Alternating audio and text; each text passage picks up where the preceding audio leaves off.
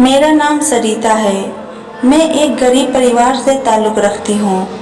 मैं बिहार के एक छोटे से गांव में अपनी माँ के साथ रहती हूँ।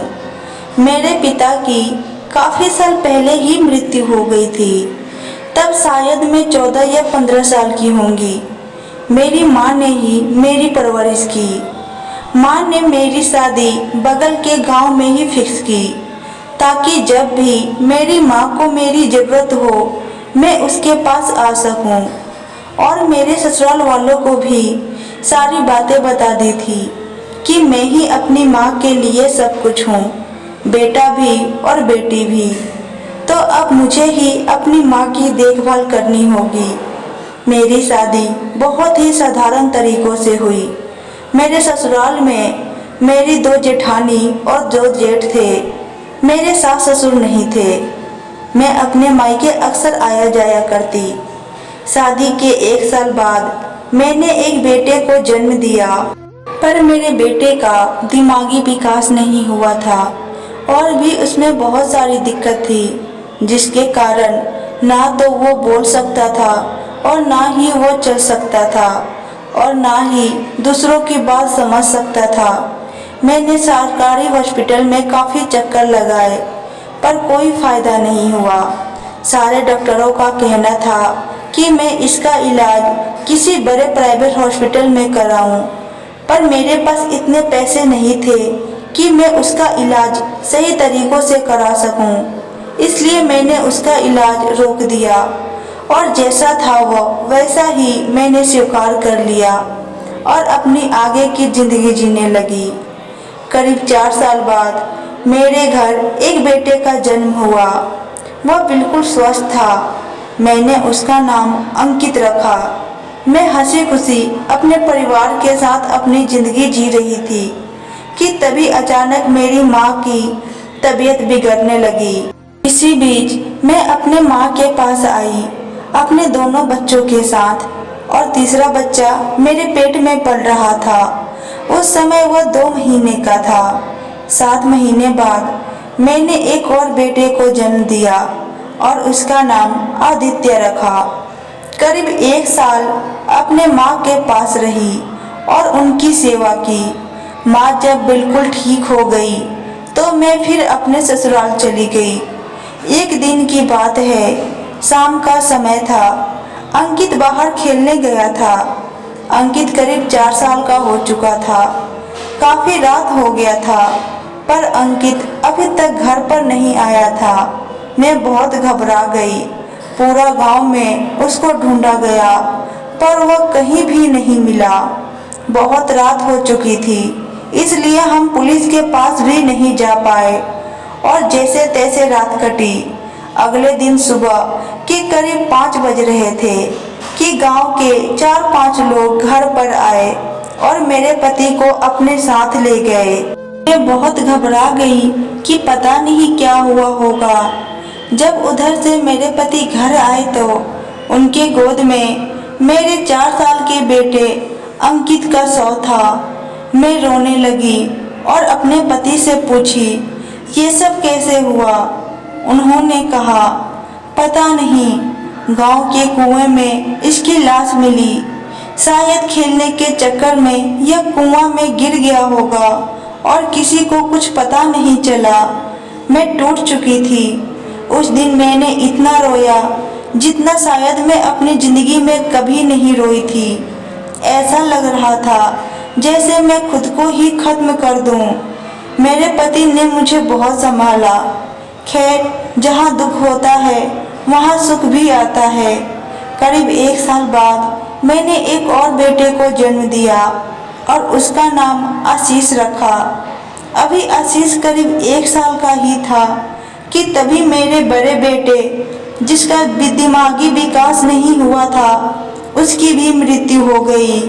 मैं उसकी मृत्यु से दुखी नहीं हुई, क्योंकि मैं जानती थी वह जिंदा था तो हर दिन तड़पता था। हमने अच्छे से उसका अंतिम संस्कार किया, पर दुख था कि मेरे पास से जाने का नाम ही नहीं ले रहा था। अभी 1 साल भी नहीं हुआ कि मेरे पति एक एक्सीडेंट में इस दुनिया से चल बसे। उस समय मैं बिल्कुल टूट चुकी थी, क्योंकि मेरी दुनिया ही खत्म हो गई थी। ना तो मैं अब कुछ सोच सकती और ना ही कुछ समझ सकती। मेरी जेठानियों ने भी मुझे ससुराल से निकाल दिया और मुझे वहाँ से कुछ भी नहीं दिया जिससे कि मैं अपनी आगे की जिंदगी व्यापम कर सकूं। मैं अपनी माँ के पास आई और अपनी माँ के पास ही रहने लगी, पर मेरे पास अब पैसे आने का कोई भी साधन नहीं था। ना ही मेरे पास जमीन था और ना ही मैं इतनी पढ़ी लिखी थी जो नौकरी कर सकती। मुझे समझ में नहीं आ रहा था कि मैं कैसे अपनी माँ और अपने बच्चों की परवरिश करूं। फिर मैंने अपने मायके में ही लोगों के घर जाकर काम करने लगी, पर यह काम मुझे अच्छा नहीं लगता था। गांव के मर्द मुझे गलत नजरों से देखते थे और गांव की औरतें मुझे मनहूस मानती थी। मेरे गांव में एक लड़की थी जो हॉस्पिटल में नर्स का काम करती थी।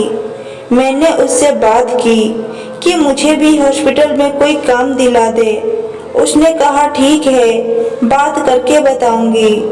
3-4 दिन बाद उसने कहा कि वहाँ सफाई का काम है, क्या तुम करोगी?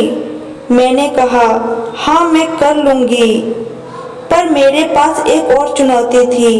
मेरे बच्चे अभी छोटे थे और हॉस्पिटल के काम करने के लिए मुझे करीब 2 घंटे की यात्रा कर जाना था। खैर कैसे भी अपने मन को मनाकर अपने बच्चों को माँ के पास छोड़कर काम पर जाती, पर हॉस्पिटल में 6 महीने तक ही मैंने काम किया, क्योंकि मेरी माँ की तबीयत बिगड़ गई। उसकी हालत बहुत सीरियस हो गई थी। मैंने उसको हॉस्पिटल में दिखाया तो डॉक्टर ने बताया कि अब इनके पास ज़्यादा समय नहीं है, इनकी सेवा पानी करो और कोई इलाज नहीं है। करीब 1 महीने बाद मेरी माँ भी मुझे अकेले इस दुनिया में छोड़कर चली गई। मैं अब बहुत अकेली हो चुकी थी। अब मुझे कुछ समझ में नहीं आ रहा था कि मैं अब अपने बच्चों को किसके पास छोड़कर नौकरी करने जाऊंगी, और अगर नौकरी ही नहीं करूंगी तो अपने बच्चों का पेट कैसे पालूंगी। फिर मैंने हॉस्पिटल में काम करना छोड़ दिया और गांव में ही लोगों के घर जाकर छोटा मोटा काम करती, पर इससे हमारा गुजारा बहुत ही मुश्किल से होता था।